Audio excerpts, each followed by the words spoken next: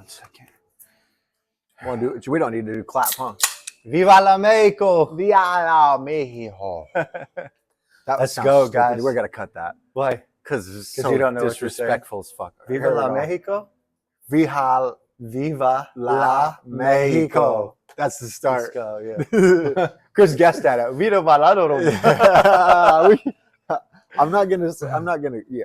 No, we're coming to you guys from beyond right now. We just got done doing our Ibogaine ceremony here in Mexico. We're down in Cancun, and we got invited down here to play a show, and the owner offered us to be able to do the plant medicine Ibogaine. It's a 12-hour lasting, pretty long trip, very psychedelic, and I don't know. I was very nervous to even come down here. First of all, thank you to Tom, the CEO. I'm really happy that we got to do this. But what would you say about Ibogaine? I only speak highly of it. Yeah. I only have when we first learned of Ibogaine from the Joe Rogan podcast a few years ago, the guy that did it, I don't remember his name. I just remember the first time I ever heard about Ibogaine was through the Joe Rogan podcast. The guy came on it, whatever, didn't think anything about it.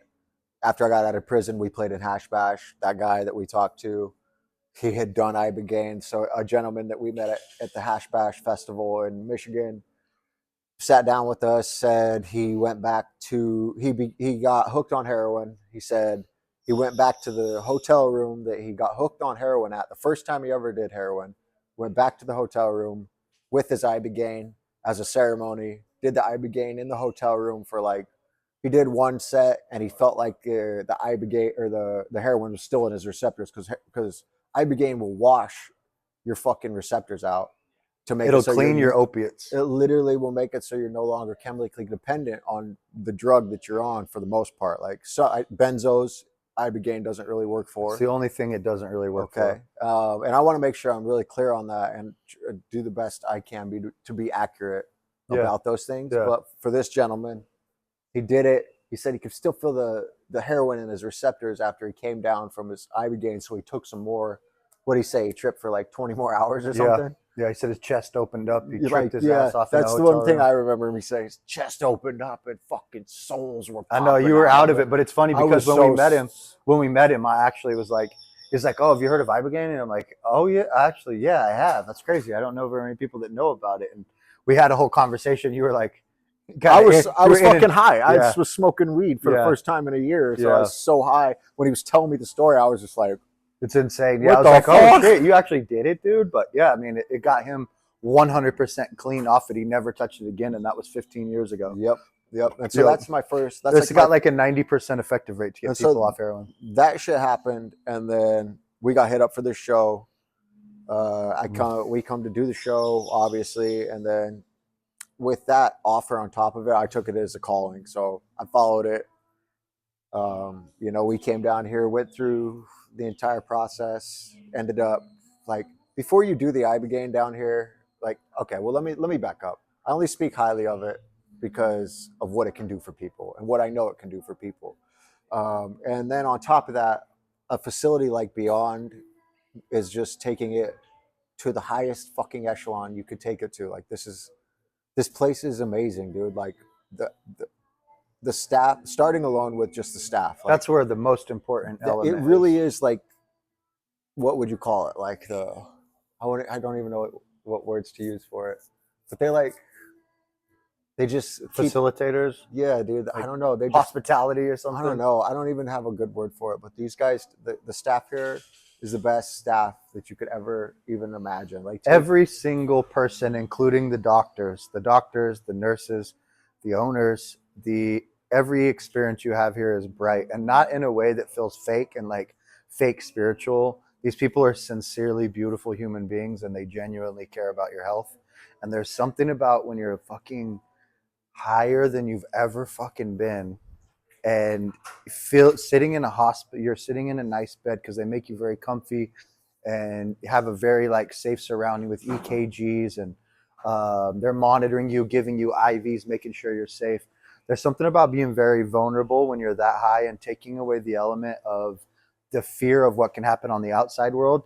you can barely see the outside world, at least for me, and know it. You can see the nurse, and she's just sitting there, not like staring at you, just letting you do your thing, making sure you're safe the whole time. And it takes away that whole element of the vulnerability of the outside world when you can't respond to it, and you can allow yourself to lose control, which is like kind of the key to being able to dive into this stuff. Is like it removes the element that in most daily life, when you take any of these substances, you have to always be worried about, whether it's in nature with like wild animals and bears and God knows what, or at your own house, like just being scared of whatever you have around, or yourself. You're very safe, you're protected. And that, having nurses around that genuinely are like caring about keeping you safe, it makes you feel loved in a way that I can't even express. Beond did such a good job of creating an environment where you can dive deep into yourself if you're fixing trauma, or if you're getting off of drugs and need to kick it chemically. These things are so helpful. Damn, this is crazy. We've been in a monsoon out here the entire time. It's been so beautiful. But I mean, go ahead, elaborate on that if you want. I don't know. I feel like this whole I mean, look at this place. this whole fucking topic is just so much in it. It's hard for me to Yeah, but we got time. It's hard. I know, right? Yeah. It's hard for me to address it in a way of a direct approach that's like really clean cut. Yeah. But all I know is they asked us to come down here, and when we came to this facility, it was like a 5-star fucking hotel. That's the bottom line. And the people that took care of us, they did it in such a manner that we couldn't have ever been more comfortable. When we did our trip, like just one thing I want to bring up, like when we did our trip, they have the doctor sit in with you. You're hooked up to an the heart monitor machine. Like they're making sure they're for one, they want to monitor your heart when you're on Ibogaine, because it really does. It's hard on your heart. Yeah, it's hard on your heart. Like when we did our trip, there are people here that did it with stents in their heart. So if you're having that problem and you have a stent or something, they can help you. Make sure they can still help you, but it is a little bit hard on your heart. What are you saying? I have to scoot forward. Dude. I know, but you're kind of just like, I'm sorry, messing dude. up the shot. I'm sorry, dude. It's like there's a fucking corner right here. Just Scoot forward then. It's pouring on me, bro. Scoot over. Can you go that way a little? Yeah. I'm sorry, bro. It's literally fucking. There's a crack right there. It's pouring on me so fucking bad.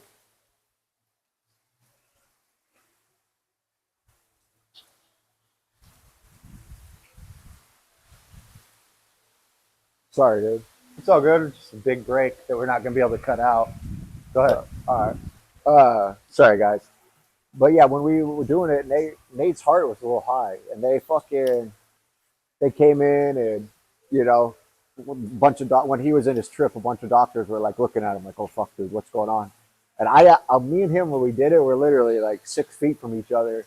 I had no fucking idea doctors were even in the room. I was so You can't see shit. yeah, You're so high. You're not even about seeing shit. You're so discombobulated. Like I had no idea that anyone was even in the fucking room. Yeah. But they were monitoring his heart, and after we started to peak and come down, because one of the pieces of his heart was fucking high. It's like the pressure. I can't remember. I don't know anything about all that stuff.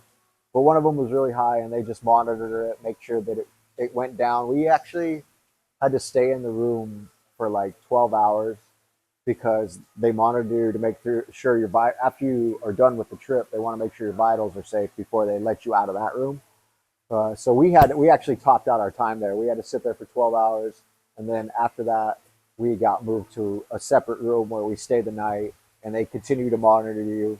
And when you get done with Ibogaine, so when you're here at Beond, they'll start the Ibogaine treatment at like 7 a.m. So we took ours. I remember we took the Ibogaine. We got woke up at 5:30, and by the time we lit our intention candles and actually got into the room, it was about what, 7:30? Yeah, we took the Ibogaine at 7:45. Yeah, I remember. I was watching the clock. I was like, I know when I'm taking this shit. And everyone's different, but for us, we peaked and we're done by it was about 4.5, 5 hours. Yeah, like by noon, I was done peaking, and the visuals were starting to the heavy visuals were wearing off. Heavy visual. Yeah, and me and Nate just started kind of bullshitting, but we had to sit there for another fucking 7 hours.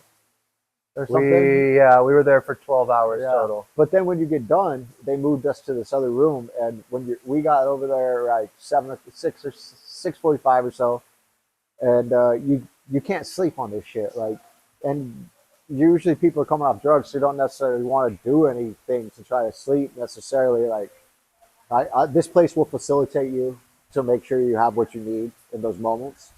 But like I only took melatonin and magnesium, and I went to bed at like 4 a.m. Mm-hmm. And I got back to that second room they moved us to. We went in there. I painted, like, they set it up so this place is like a fucking,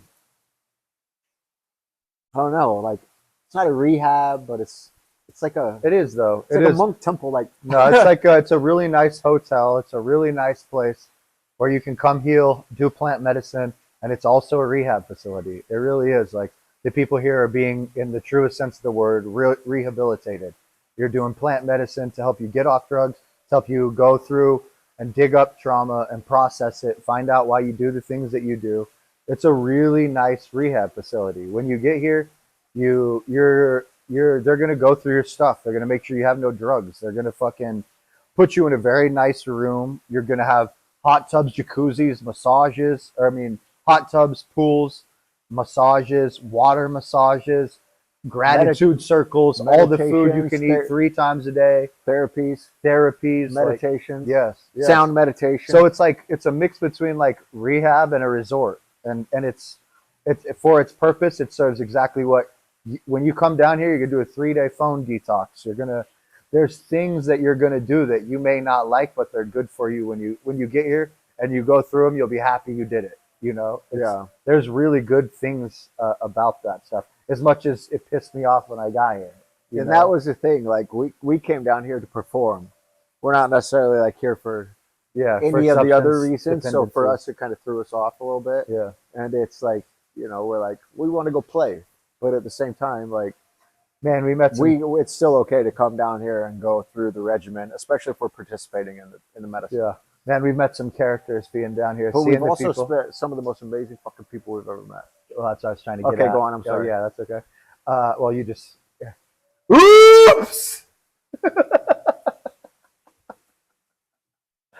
For real, though, we met some fucking characters, meeting some of these people that are, like, highly addicted, getting to know them. They're, like, some of the best people I've ever met in my entire life. Like, I felt like this whole time I've been here that I was hanging out with, like, very close friends. Every person that walked through the door, except one, and I actually liked him too. He was just a wild, crazy motherfucker. I felt like I was just hanging out with my friends. When I talk to the staff, I feel like I'm hanging out with my friends. It's been a beautiful, beautiful experience, and I wasn't sure what to expect with the people that were trying to kick drugs, but they're all fucking, they're going through a lot internally, but they're beautiful human beings, and it's that part of it has been a big surprise to me to just get to know them all. When I got here, I was actually really nervous, especially because, like, I'll talk a little bit about my experience of it. Well, as soon as we left Boise, the night before we left, I had like my own little visions when I was falling asleep about right when I was about to take the capsules and go into a 12-hour journey where I couldn't leave and high as shit. And I got scared instantly. I was like, oh my God, this is going to be crazy. Like, I got really scared. It took me a while to fall asleep. And so for like 2 days before we left and 3 days when we got here, because we took the Ibogaine the 4th day we got here, 3 days I turned into a shell of myself. I literally got so scared to sit with myself and so scared to lose touch with reality and at the same time shatter my ego that I was like, I turned into a shell of myself. But Chris was super gracious about that, like, just being kind about me, just kind of being a pussy, really. But I was really scared. I was just really scared. I really was. And the Ibogaine, up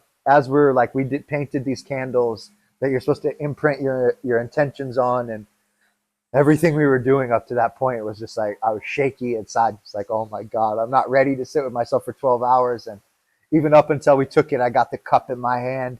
Even when we lit the candles before we got smudged with like sage and stuff and like a sound bath right before we're walking in at 7 in the morning, internally I'm just shaking. I'm just scared. And we go sit down, and then we're about to take they give us the capsules after they get it all hooked up, and I see that there's 9 capsules in there, and just Chris says there's 9 in there, and I just boom shoot them. And from that moment on, I was just like going through hell. Really, like my experience was as the heat rushed into my body, I could feel it rush from about my waist and then down to my legs and then up to the top of my head. So you felt that? Yeah, You felt that same sensation? I did, but not about. like everybody said. Mine was just a slow warming. Okay. I didn't feel like vibration crazy like everybody was saying for the beginning of it. When it first started kicking in, my whole body started filling up with like really hot, intense energy. And the first like 45 minutes was just like slowly getting to like a vibratory state of like redness. And then at one point, I was like, man, I haven't seen any visions yet. And then I kind of started getting these really fucked up faces I could see. And then I started wondering, like, oh shit, it feels like a presence is with me. I couldn't see a presence, I could feel a presence. And I was like, can you hear me? And Mom's face popped up in a Stonehenge type statue, smiling and just nodded and winked. And I was like, you didn't tell me that yet. Yeah, I did. And I was like, oh shit. Immediately I was like, okay, this is getting really real. Like, I mean, that was clear as day. I could see this. I was like, isn't it amazing how those vivid when pictures. You're in those visions are like a movie in your fucking head, dude. Like literally a slideshow just fucking and the sound, they put headphones on you. Yeah. That sound, dude, just fucking, they give you a soundtrack that's like keyed into. Yeah, you have headphones. Experience. You have headphones and you have an eye mask, and the eye mask blocks out all the light, so you can really have the visions with it on. And the sounds are like very shamanistic, very like guttural, didgeridoo, indigenous drums. Tribes type shit. Yeah. And so anyway, so that it starts kicking in. My visuals start getting crazy. I'm really dealing with the craziness of my mind, and I'm realizing I'm looking at, I don't know how, when it really kicks in, you lose complete track of time. You have no idea. Like you have a little reference of time, but you're like you're not completely unaware of like time exists. You have no idea how long it's been. And so as I was kind of sitting there, I was just realizing like, I don't think I'm ready to sit with myself this long. And I started becoming acutely aware of like, oh, you're really, really scared of how when I'm sober, my mind can easily stay in a positive place because I have the choice to get up and leave.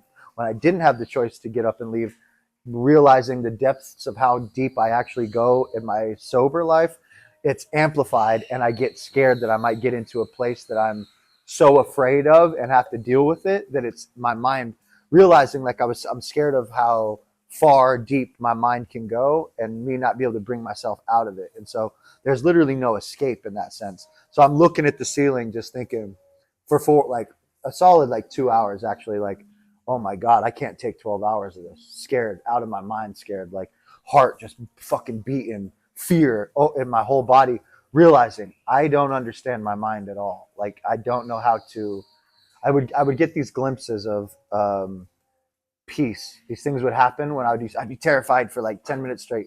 And then something would happen. I'd be watching the ceiling and just the lights, and it would all go away for like 5 seconds, and I'd feel immense peace. And I would realize these were periods where my mind would stop, and I would get sucked into the lights and watching them, and I'd get peace. I would get out of my mind on accident, and then I'd be like, how did I do that? Trying to understand, like, what did I do to get out of my mind? I need to understand to get out of my mind and and I would try my best. And then I realized, like, okay, what can I control right now? I realized, like, I can control my body, and then I would just let it completely loose, complete relaxation. And I realized, like, if this is all I can do, I can start with my body, and I can relax every piece of it. And that would give me a little bit of rest, and then I can breathe. So full relaxation, just breathe. And I give my mind a little bit of rest, and it give me the ability to look at it. But then I didn't want to waste the opportunity to really go deep into the things that I wonder on a daily basis. So I started wondering, like, who am I? Like, what?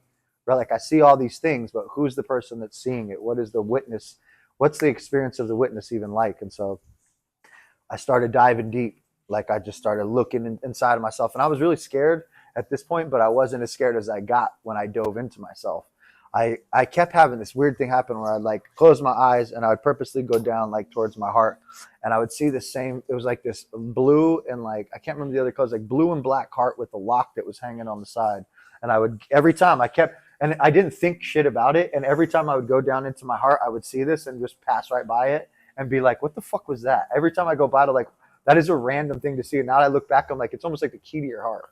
And I was just like sounds going like your right heart by was it. locked. Yeah, and I was going right by it, dude. And I was like, You weren't even registering dude, it? I would see it and I saw it like 10 times. I would close my eyes, It's like you dive, and I would just say, "Who am I?" And I'd just dive as deep as I could in down, just go down. Like, like they say your solar plexus is actually the complete center. That's why samurais will stab themselves in the stomach, because it's instant death right there. And so it's like, I was just trying to go as deep as I could. Like, who am I? Like into the nothingness. And I was getting really, really deep. And then that's when it kicked in that I was just like really scared to go down into the depths of myself. And so at some point I realized like, oh shit, you're really scared of like who you are and letting go of who you pretend to be. And so I fought with this for like probably 45 minutes. And then I unlocked this part that was like God consciousness, where I could feel the thing that's not scared of my personality, the thing that's not scared of my mind. But then I could also see my personality and they were resonating like this. And I was fighting with this for a while, and I finally got the courage to go a little bit deeper. And when I hit the bottom of it, I realized like, you don't like sitting with yourself, and you're terrified of your ideas of yourself. Like, because your ego is so always trying to perfect itself. It's always trying to work on itself. But there's a part of you that never needs work. That's always like perfection. Your ego is built on this like structure of continually working on itself, trying to get better and better and better, when there's a part of you that's watching that's already perfect. And I tapped into that part of like at one point I tapped into that part that was witnessing it, and a little blue flag came out and went doo doo.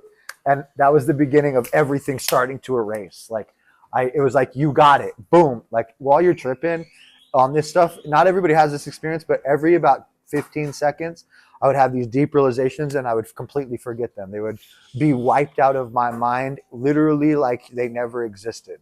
Like, you know what I'm saying? Like the moment that I would have the realization and totally get it, it would completely disappear. And the whole time I would think, if I had a negative thought, the presence was completely felt in me of the Ibogaine. I could feel it intelligently. I would think a thought, it would reflect it back to me in a way that was like, if I thought something negative, it would say, why don't you try thinking about it like this? And if I fully jumped into that thought and believed it the way it presented it back to me, it would just go ding, ding, and fucking slide out of the screen. And it was just like reframing the way I was thinking about myself. And it was like a mirror reflecting beauty back to me it was just it was giving me offerings of a better way to think about myself and negative thoughts. And when you were going through it in a positive way, it was hitting you with the doo-doo. Yeah, it was never like, for me, the whole experience was never a pleasant one.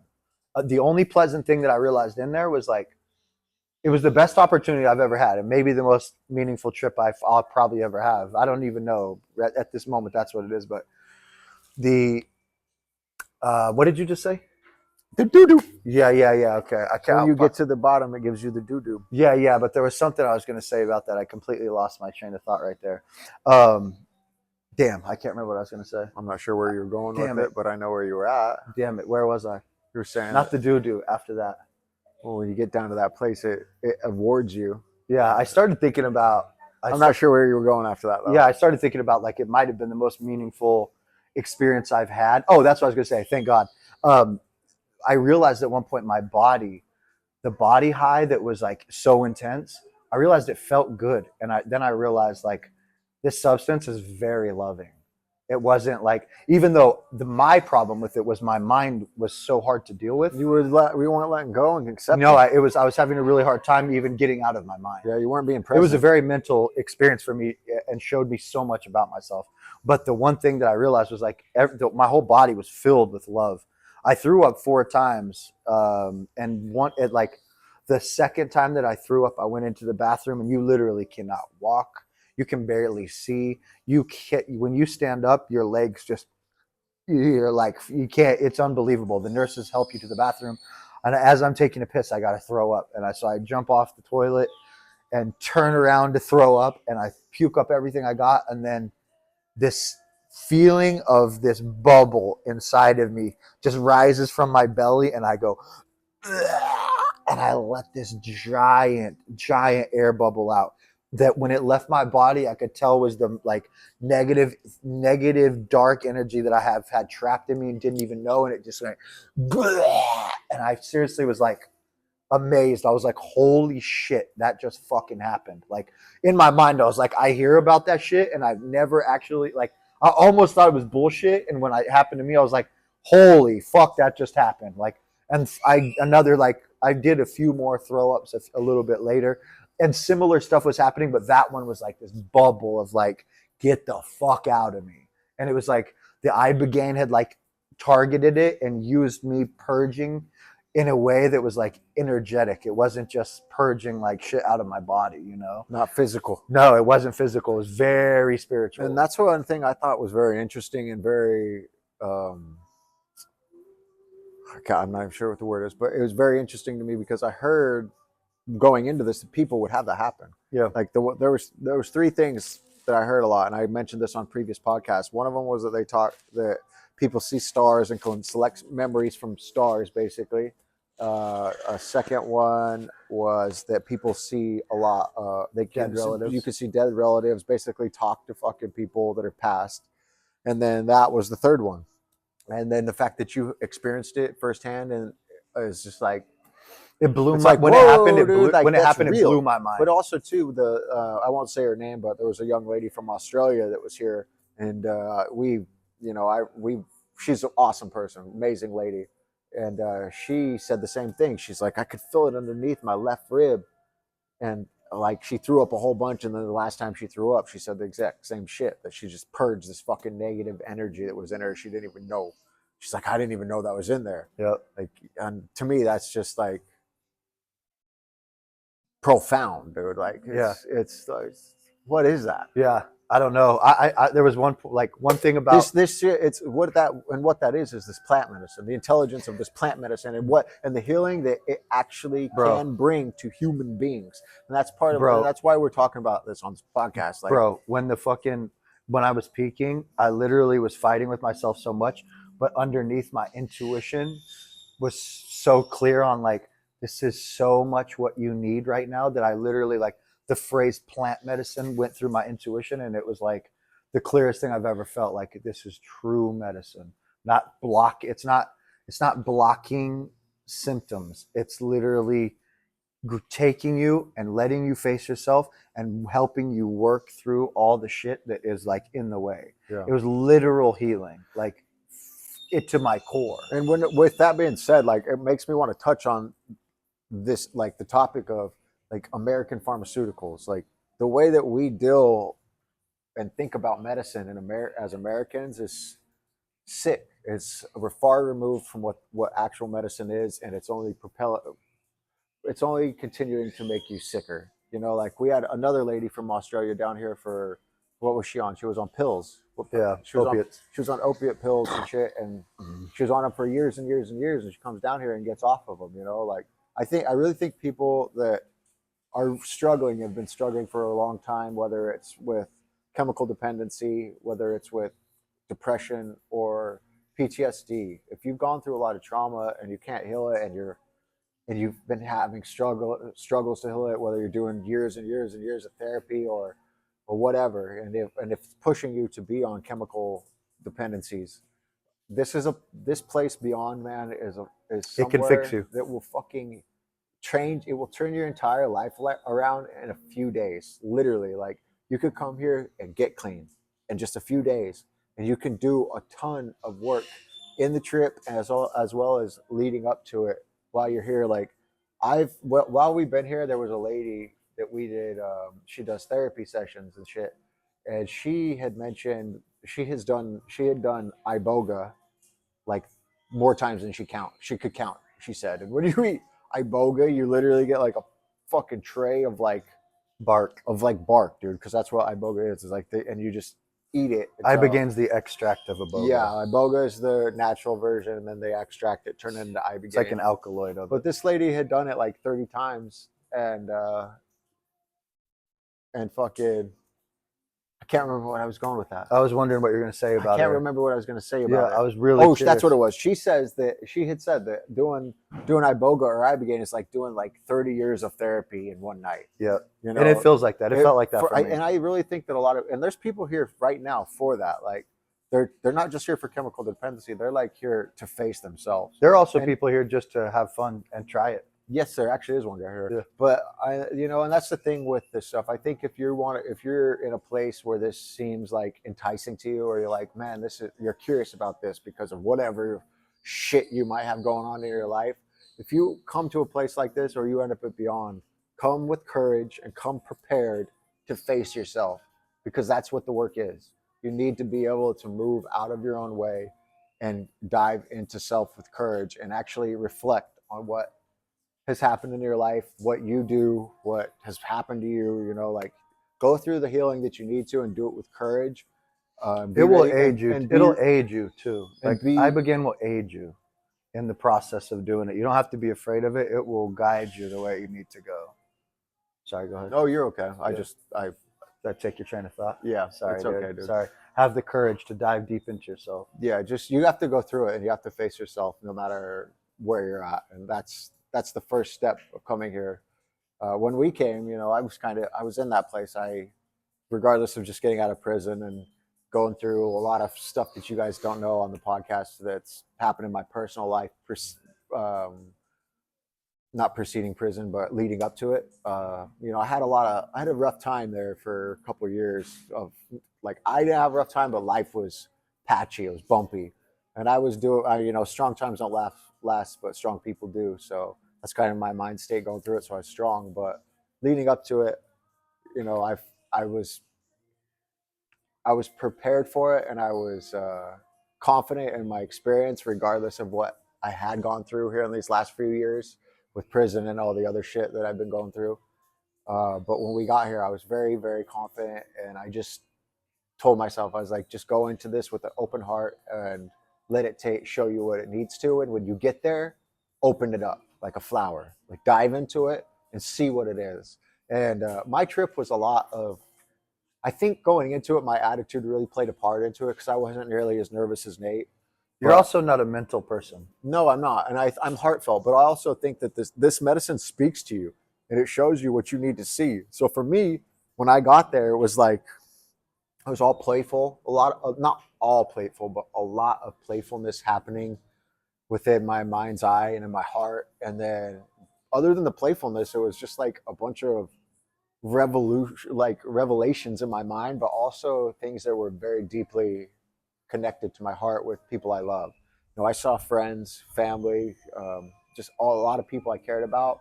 And there was actually even a time, because like I said before, the Ibogaine it manifests in different ways for each individual, but one thing that's very common is it's like a slideshow, like a movie in your mind almost, and the different sounds will create different vibrations to trigger different thought patterns and shit. But one piece that came through me was my mom showed up. I remember it like circled around, and my mom has showed up as like a memory to select, or like an emotion to go into. And I know my relationship, how I feel so much about my mom. Like, I love my mom so dearly that I didn't even look at it. I like pushed it to the side. It was like, I don't even need to touch on that memory, because I know how much I love my mom.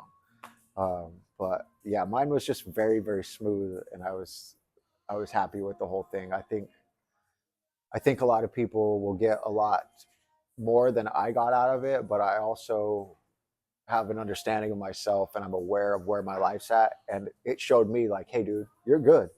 Keep working on what you need to keep working on yourself and how you're working on it, and just maintain. And, it wasn't like I needed to see a whole bunch or sift through a whole lot. It was more just like, hey man, like, you want to enjoy this? That's how I felt about it. Yeah. I know there was one moment when I would decide to put the eye mask back on, because I was keeping my eyes closed rather than using the eye mask for just like particular reasons that were it's impossible to explain because I was so high. But when I would put the glasses back on and with the music on, this big like almost street a character right out of Super Nintendo would pop up, this big black guy, and he would be like on top of this like blue kind of like circle that would go like this and straight down, and I would put him on, and with the intention we're gonna go deep, and he would go, do no no, and it was like every time terrifying. I'm like, as soon as I saw it, I'm like, oh, go deep, go deep. It was like crazy, dude. And every time I'd put him on, he'd go da da da. It was crazy. But another, it's really interesting, the optics, the sounds and the optics. Like I could see so much shit. It's nice because when you take your goggles off, you just kind of look at the ceiling. Like you're still grounded enough. You're you, and you're like looking at the ceiling. You're like, okay, everything's okay. But the sounds, just sounds that are going on, and like for me, I was just looking all around. Like it was kind of crazy for me. Like some of the auditory stuff was like really this. I've never heard sound like that, and I could hear. Like they're supposed to be noise canceling headphones, but I could hear like everything in the room, and I thought they were like voices and shit. They were voices, actually, real people's voices. You know, it was you. There was a point where you're like, "Did you hear that?" It was them. It was the radios. They used the same radio. No. I said there was a pilot. I was like, I could hear the I know. You could hear the people talking through the radio headset. At one point, I thought I heard Chris say, "Can you hear me?" And I was like, "Oh shit, that was fucking Chris. That was his voice." And I was like, so in my mind, I'm like, "I can hear you. Can you hear me?" It's like, yeah. And I was like, oh my God. So I'm like, just start trying to have a conversation. And then I kind of freak out and take my headphones off. I'm like, oh, that was too much. And then like an hour later, I'm like, were you talking to me? And he's like, nope. They had like drawn the curtain there for a second. And we were both fucking just lit by that point. Yeah. And I was so high. I was like, I couldn't even hardly talk to you. Like I turned, because when you're so like, there's so much to touch on in this. You're so discombobulated in this, like he was saying with the sound, like it just fucks with your hearing and your like sense of like, of all your senses, but also makes you extremely motion sick. Like, and I already have motion sickness. Like when I get on planes, I don't eat before I get on planes for like the whole day because I'll throw up. Like I can't really ride in the back of a car because it makes me sick as fuck. Like even on boats, I throw up. Like I get motion sick. And so when we were on this, like he had talked to me, and I turned my head for the first time, and it just went. Everything was just fucking. I thought I heard you throwing up 10 times. I threw up twice. Yeah, I know. So it was either. But when I was in the bathroom, I was hurling a lot. Yeah. But that was like, I count that as one. Yeah. And then I came back out. They gave me a bag. I threw up in the bed. The nurse was so amazing. Ilda, she was like, she could tell because I just like, she was like I have trauma. Lady, go ahead. I just have trauma that's like related to Chris being hurt all the time. And so in my head, anytime I would get really worried, I would think something was happening, and the lady would just give me a thumbs up. She knew, she could read my mind almost, like he's okay, because I couldn't see you at all. Go ahead. You're all right. You have a massage. Oh, you right have a now? Massage? Shit. Can I? What time? Oh. I mean, 6 is also dinner time, but you can skip it if you want to, but just let me know because I can tell Regina. And also, it's here with an open schedule. Okay. Ezekiel's here with an open schedule if you want to wait. I'll wait. Is that cool? I'll just skip this one so we can finish the podcast. Okay. Yeah. Sorry about that. That's okay. Thanks for letting us know. I was not managing my time. Do you want that I send you some dinner for later? Dinner? Dinner, yeah. Oh, yeah. Yeah. Shit. Are we missing dinner? It's 6 o'clock, not 7. Right? Yeah, they. 6 to 7. Okay, we'll go. Let's do about 20 more minutes. Is dinner 6 to 7? Is dinner from 6 to 7? Yes. Okay. Let's do about 20 minutes and go over there. All right. Let me check how far we've gone. Okay. I'm Sorry, sorry. No, you're not. We lost track of time. We're those Chris guys. is the interruption. All right, we're done 40 minutes. Okay. So let's do about 20 more. 20 minutes. And we'll head over. All right. Yeah, you're just discombobulated shit on this. I can't remember what else I was going to say about it. The sound. Oh, and the thumbs up that you were saying. Oh yeah, the nurse was like, she could literally read my mind. She was seriously like, it was like almost like having an angel in the room or something. Like, I'm not even kidding. The amount of care you feel when they're like, when you're so out of it, dude, and they're just like, I'm throwing up, just like patting my back, like taking, just like, I didn't even notice until I was about to lay down. I'm like, oh my God, that was so nice. You know, I was just like, fall back in my chair, and even moving an inch, it was like, my body was like, don't wiggle. It was like, stay still. You're running from yourself. Stop wiggling. Like, it didn't even want me to be like fidgety. It was just like, sit still and feel yourself, no matter what that is. Like, your mind is nuts, and it feels nuts. It feels fucking crazy. It feels like torture, but you're also like sitting there. I remember thinking, like, it is torture to make someone sit and not be able to leave for 12 hours. Like, this is torture, you know? But heaven and hell are in your mind. Like, you can be happy as fuck in hell, and you can be sad as fuck in heaven if your mind is crazy, you know? And so it made me realize like I need to take a lot of time to start learning to understand my mind better, witness it better, get even deeper into meditation. But it's so easy to meditate when you can leave anytime you want, you know? It really is. It's a weird element that gets mixed in there, and you're like, you ain't going anywhere. It's funny how the perception of most of the people have talked about that and with that like the time in there. Yeah, I didn't even think about it like that. Didn't even register I did. for me even 1%. And Yeah. the way we went about it was actually really cool because like I think it's cool that the person that was watching over us was so like in tune with what your feelings were. I think she was very aware that you're worried in multiple levels. So when you're like tripping on what's going on with me, she's like, he's okay. He's okay. Yeah. He's okay. She would let me know anytime because she was like, you were like very aware of outside space. That's what she said? She said that to me. She's like, you were super aware of like, you would just like, there would be a noise in the room and you would be like every time sit up and look, like, what the fuck is that? You know, like I would think it's you and she would let me know, or someone would be throwing up and I couldn't really tell what it was, or she would just give me the thumbs up, like, it's okay. You know, everything's fine. And and that's nice. It's so nice, dude. That's nice. I felt so safe, man. And that's the thing. That's the thing about doing it at this place, man. Like I would never, when it comes to hallucinogens, I mean, never say never, but I don't ever see myself going out into like a street type situation, just doing hallucinogens for not fun, after this for fun. I was already past them. I don't look at hallucinogens as something that you just dabble in for no reason. I look at them as a spiritual journey, a ceremony to dive into your spirit and to fucking find out shit that you need to find out about yourself. You know what I mean? To like, not to find out, but just to work through it, just sift through it, to use it as a tool of growth, to use it as actual plant medicine. Let me talk about this. The whole feeling that I've had since we got done, for 2 days, my brain felt like literally washed. Tingles all through my brain. That was one part while I was on it, I could feel my entire brain being like activated. It felt like little electricity just flowing through my whole head. And for days after, like even right now, I still feel a little like airy, like almost like new pathways were created in a way that my old system and the way I would process life has been opened up, and an opportunity to decide how I feel about life from the moment. And that's what's really unique about this, I think, is that it like rewires your brain. It washes your brain of the chemicals. It's like a fucking reset for literal brainwashing, dude. For your, it's like a reset for your brain. It's like unparalleled the shit. And I feel the same way too. I find myself like there's some shit going on in Boise. The QMO mining stuff. QMO mining. I guess they're trying to start a mining company. Damn Canadians. Down the Canadian company's trying to start a mine like down the Boise River. It'll pollute the shit out of it. It's one of the biggest mining operations in the country or the world. It's fucking ridiculous. And they're gonna pollute the fuck out of the Boise River if they do this.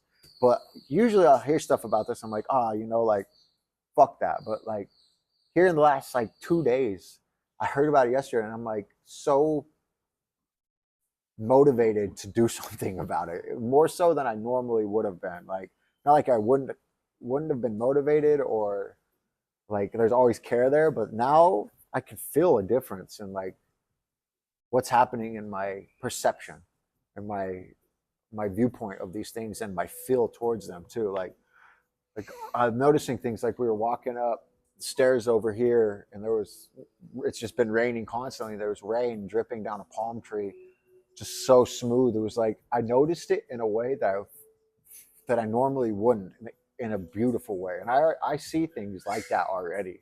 So it was very catching to me. I've had a few moments like that where I'm like, oh fuck, dude, like this shit's hitting my spirit in a way that's like bringing me back to a childlike nature. It was Yeah. very, Did you have very, that feeling when- like soul warming.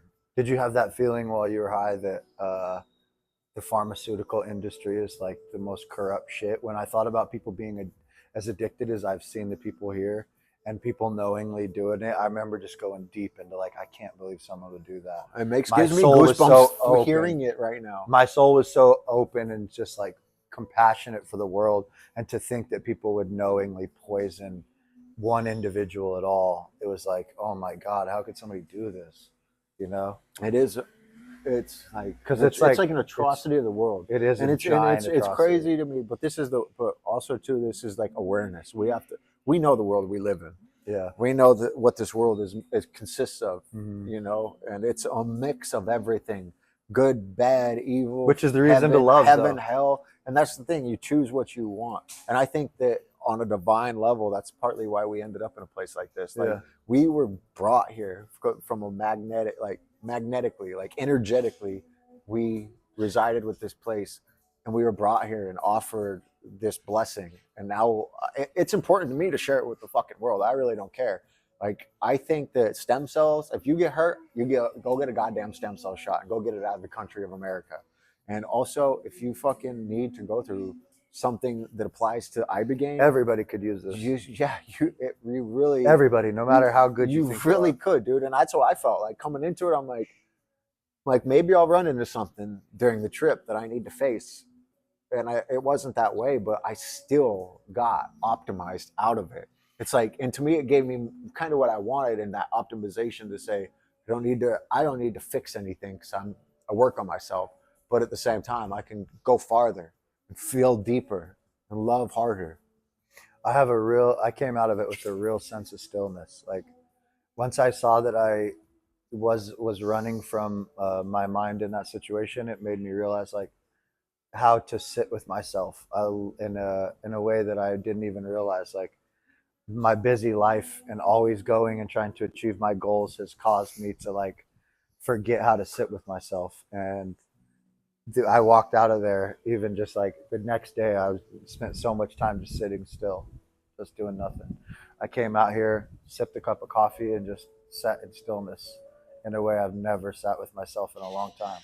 It was like peaceful. It's like, oh, you can sit with yourself. It's really like my mind was quiet, and even if it was running, it didn't matter. It was just watching what happened and just peaceful, dude. One thing that I really appreciate about That's what I wrote on my candle too. Inner peace. Okay. Yeah. One thing I really appreciate about Beond as a facility, and also too, it makes me think about the Mexican culture like this now too. I've never spent time in Mexico or around the people of Mexico, and coming here into Beond, going from being in the regular mundane life of an American person in 2024, everyone knows what that is. Like, you fucking work your ass off. There's not as much connection as everyone would like. You know, the people don't have time to actually sit and connect with each other and love each other. And a lot of times it comes with chemicals around it too. If you sit down, people have a drink, you know, whatever, smoking some weed, fucking smoking cigarettes, whatever vice people have. And the one thing I really, really love about coming here and being with these people, I don't know if it's I don't know if it's because it's the staff and it's their job, and I'm sure that plays a part in it too. But there's also something deeper that I'm seeing. I think that they're hiring wonderful people here, though. They know how to choose. They definitely do. But when we sit down and talk to these people in whatever regard, I will look into their fucking eyes, and I've had more connective situations, conversations,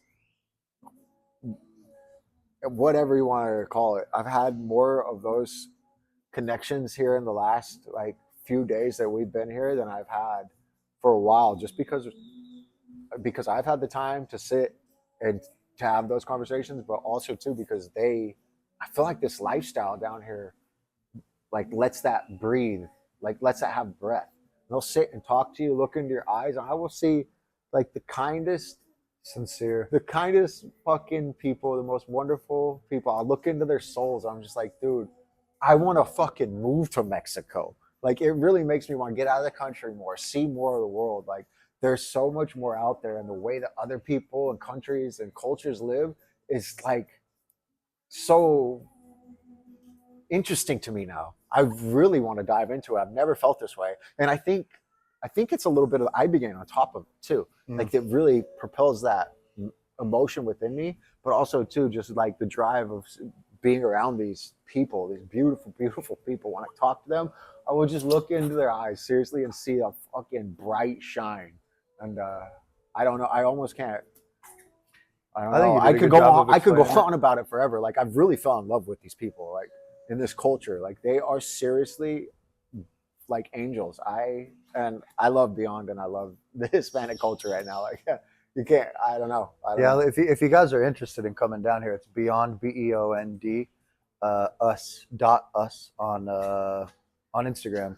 Go find them, message them, come down here. They have we talked to them a little bit about because it is expensive to come down here. It's like 10 grand to do the whole like 10-day stay, but they have scholarship programs. If you really need it, they can cut 50% off. They can even it depends. They run it by their board. If you need it bad enough and you can only afford so much, like they can even cut all the way down to 90%. They'll work with you. If you need healing, they're about helping you. So it's not, don't let the money stop you. If you need help, get a hold of them. And I think it's good for us to be clear about this in like a direct sense. Like when you get here, you're coming to what I told them. I know. I just want to re-elaborate like quickly. Like when we got here, we kind of got shook down, and we were like, "What the Don't fuck?" scare them. Because I'm gonna tell. I'm I kidding. want them to I know, already did like tell them, I did. on their video, I wouldn't touch on it, but this is our podcast, and I want to make sure that They know what like they're getting people know. into. Like if you come down here, like if you're here for chemical dependency, PTSD, or depression, like you're gonna come down here. They're gonna go through your bags because it's kind of like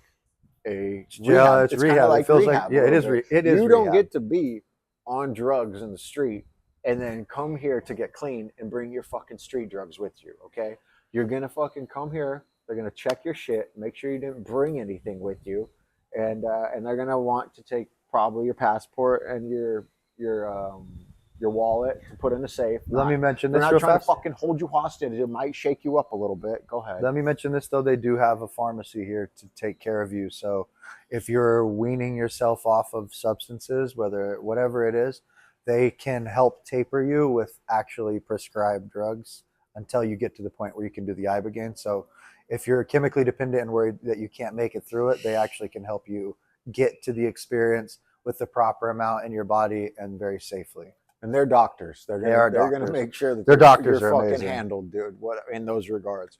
But also going back to what I was saying, they're gonna want your cell phone or they're gonna want your wallet and your passport. You don't have to give it to them. You still have to say you're not a fucking prisoner. But this is kind of what you're running into.